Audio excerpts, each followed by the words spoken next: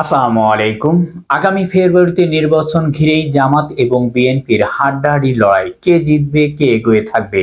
দেখুন, এদিকে দেশ জুড়ে জামাতের বিশাল বড় মিছিল দেখে বিএনপি হতাশ।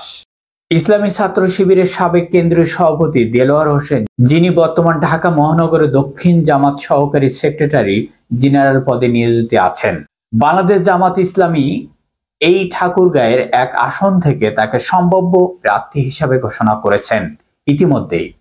সেখানে এই যে রাজনৈতিক মহলে এক নতুন অধ্যায়ের জন্ম দিয়েছেন।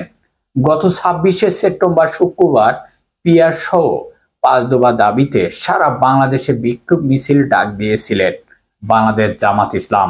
তারই একটি অংশ হিসাবে ঠাকুরগাঁও সদরে দেলোয়ার হোসেনের নেতৃত্বে এই বিশাল বড় একটি মিছিল অনুষ্ঠিত হয়েছিল, যা স্থানীয় রাজনৈতিক অঙ্গনে এক নতুন ধরনের তোলপাড় শুরু হয়ে গেছে। আতঙ্ক হয়ে পড়েছেন বিএনপি শীর্ষ নেতারা।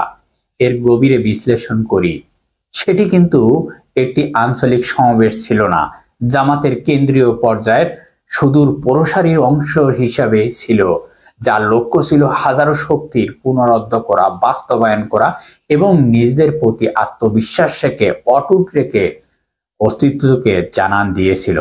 সেই আসনটি বারবার রাজনৈতিকভাবে অত্যন্ত গুরুত্বপূর্ণ একটি বিষয়, একটি পয়েন্ট। ঐতিহাসিকভাবে এই আসনটিকে ঘিরে আওয়ামী লীগের পরেই বলেন বিএনপির সবচেয়ে বড় শক্তিশালী প্রতীক হিসাবে বিবেচনা করা হয়।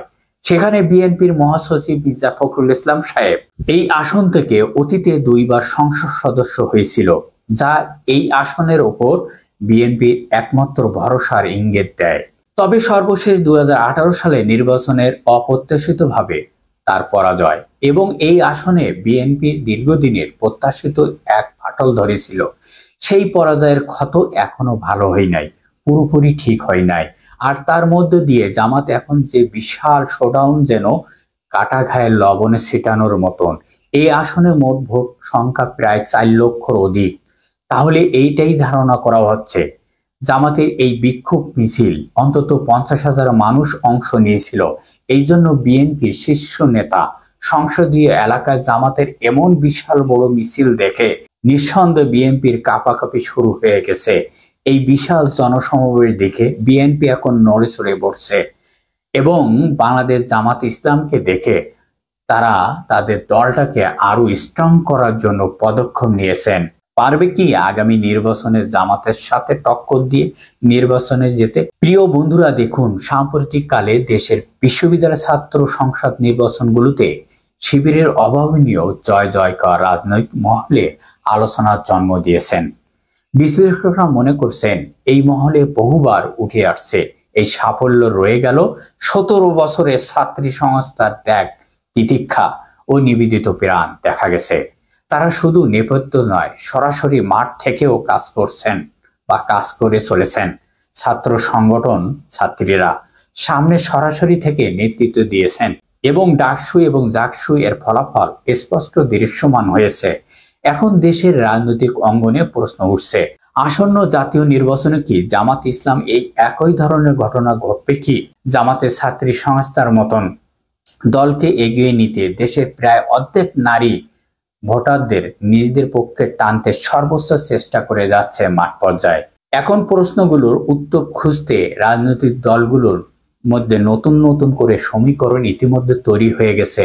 শেখ হাসিনার শাসন আমলে বাংলাদেশ জামাত ইসলাম ছাত্রদের উপর স্টিম রোলার চালিয়েছিল, এটি অস্বীকার করার নয়। মহিলা ছাত্র সংস্থা কর্মীদের উপর ব্যাপক অত্যাচার, জুলুম, নির্যাতনের শিকার হয়েছিল পুলিশ প্রশাসনের হাতে। ছাত্রী সংস্থা নেতা কর্মীরা শহীদ হয়েছিল। এছাড়াও হাজারো মা বোনের উপর চলেছে অত্যাচার, জুলুম। এখন জামাতের ভোটের প্রভাব কতটুকু? এখন আলোচনার কেন্দ্রের বিন্দুতে রয়েছে জামাত। দৈনিক প্রথম আলো একটি প্রতিবেদনে বিশেষ তাৎপর্য, সেখানে দেখা গেছে শিরোনামে ছিল সারা বাংলাদেশে বাংলাদেশ জামাত ইসলাম নারী কর্মীদের মোকাবেলা ঠেকাতে মাঠে নামছে বিএনপি। এই শিরোনাম থেকে বোঝা যায় বিএনপি সহ অন্যান্য রাজনৈতিক দল জামাতের নারীর এই কার্যক্রমকে গুরুত্বের সাথে দেখছে।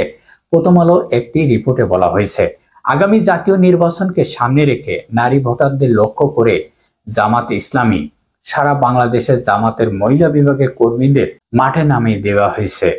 জামাতের নারী কর্মীরা বিভিন্নভাবে নারী ভোটারদের প্রভাবিত করছেন, এমনকি নারী ভোটারদের লক্ষ্য করে নিজেদের কর্মসূচি হাতে নিতে বাধ্য হয়েছে। এদিকে বিএনপির অন্যান্যপন্থী দলে নারী শাখা থাকলেও জামাতে রয়েছে একটি সুসংগঠিত মহিলা বিভাগ, যার নেতৃত্বে রয়েছেন একজন সেক্রেটারি।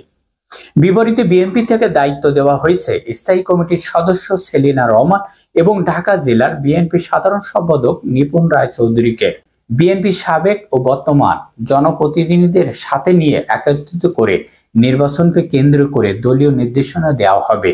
আগামী দিনের বিএনপির ভাবনা নারী অধিকার সুরক্ষা ও ক্ষমতায়নে বিশেষ করে নারী ভোটারদের সচেতন করার ব্যাপক গুরুত্ব থাকবে।